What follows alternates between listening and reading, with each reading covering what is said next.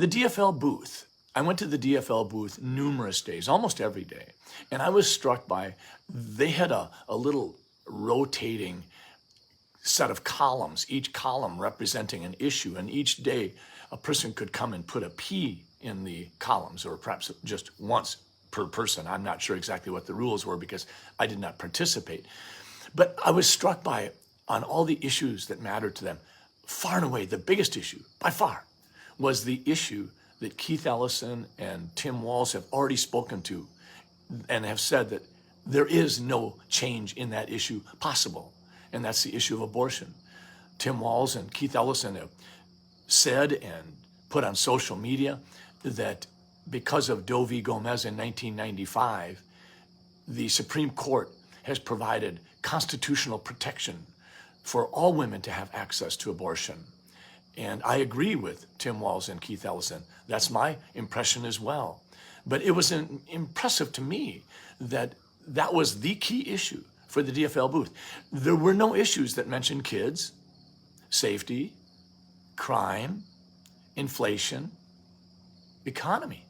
None of those issues were mentioned, and I think they had like 12 issues. So I thought the DFL was extreme in what they were missing, because to me, the people all across Minnesota want to talk about inflation, crime, our economy, how we're educating our kids.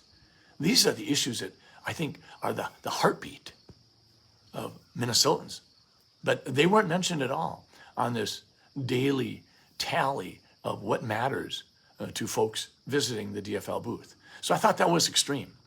I think that our team was extreme in terms of being willing to answer any and all questions from everybody.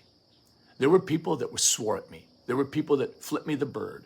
There were people that there was a person that physically accosted me. There have been voice messages left at my office and my home that might be construed as threatening to my health. But through it all, I kept answering the questions, and so did Matt Burke, and so did our team. We tried to respond to every question. We don't get it all right. We try, we stumble and bumble. We choose a word or use a metaphor that might not have been the savviest thing we could have done. But by George, we really are interested in having an open, transparent campaign. I think this is what America is about. I answered questions about pro-life and pro-choice. I had good conversations with people on both sides of that question. I made it clear to people that abortion's not on the ballot in November. It's already been decided, as Tim Walz and Keith Ellison have both indicated, and as I have agreed. This is a constitutionally protected right for all women, and it changes, from my perspective, only through a constitutional amendment decided by all Minnesotans. And when that happens, I think we can all lean into these two statistics. More than 2/3 of Minnesotans do not want to have abortions committed on an elective basis during the third trimester. And more than 2/3 of Minnesotans do not want abortion completely banned. Somewhere between there is probably where Minnesota's going to end up. But Matt Burke and I acknowledge the constitutional protected nature of abortion, and we're not running to change that. We're running to elevate the pro-life movement. We're running to protect pregnant women and all women. We want to make family planning and birth control more available. Many countries in Europe have birth control pills over the counter. We should put a ceiling price on them. We should not have women trying to find $75 to $100 a month to buy a packet of birth control pills. We should shoulder the burden as a society. Put a $10 cap on them. Let's make sure everybody has easy access to the morning after pill. Let's make sure that if something happens that wasn't anticipated, that women can still make certain that they're in control of their lives. I get that.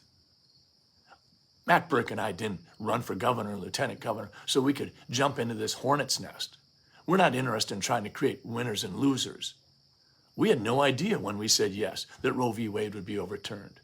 But now the pro-life movement has an opportunity to do more. Let's make sure that there are maternity programs available for pregnant moms and delivering moms so that they can bond and be with their child, and that their business place, their employer, will support them. Let's have adoption, if you will, streamlined. Let's have a tax credit for people who do adopt kids. Let's acknowledge that circumstances happen in people's lives that they could not have anticipated. Let's recognize always that if a pregnancy jeopardizes a woman's mental or physical health, it's no longer a matter of legal recourse. This is a personal decision between patients and their doctors. We can do better. Let's not use the circumstances of the Roe v. Wade overturning as a new opportunity to create winners and losers for the next 50 years. Matt Burke and I have had those conversations with people for the last 11 days.